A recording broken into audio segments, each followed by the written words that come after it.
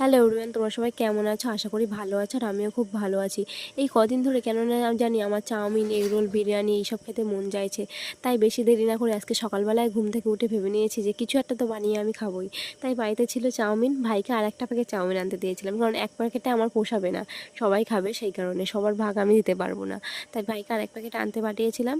আর ভাইও দোকানে গিয়েছিল চাউমিনটা আনতে, আর আমি এদিকে কড়াইতে জল গরম বসিয়ে দিয়েছিলাম আর পেঁয়াজ লঙ্কাটা এদিকে কেটে নিয়েছিলাম, কারণ তাড়াতাড়ি আমার আবার দোকানে যেতে হবে, সেই কারণে লেট হয়ে যাবে। তাই আমি তাড়াহুড়োর মধ্যে এদিকে বসিয়ে দিয়েছিলাম।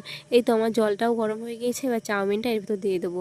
চাউমিনটাও সিদ্ধ হয়ে গিয়েছে, এর ভিতরে একটু তেল দিয়ে দিয়েছিলাম, কারণ চাউমিনের সিদ্ধর ভিতর তেল দিলে চাউমিনটা বেশ ঝুরো ঝুরো হয়, সেই কারণে তেলের ভিতর পেঁয়াজ লঙ্কাটা দিয়ে কিছুক্ষণ একটু নেড়ে চেড়ে চাউমিনটা দিয়ে দিয়েছিলাম। তারপরে ডিম ভেজে রেখেছিলাম, সেই ডিমটাও দিয়ে দিয়েছিলাম। আর ভাইকে এক প্যাকেট বলেছিলাম ম্যাগি মশলা আনতে, কারণ চাউমিনের ভিতর ম্যাগি মশলা দিয়ে খেতে আমার বেশ ভালোই লাগে।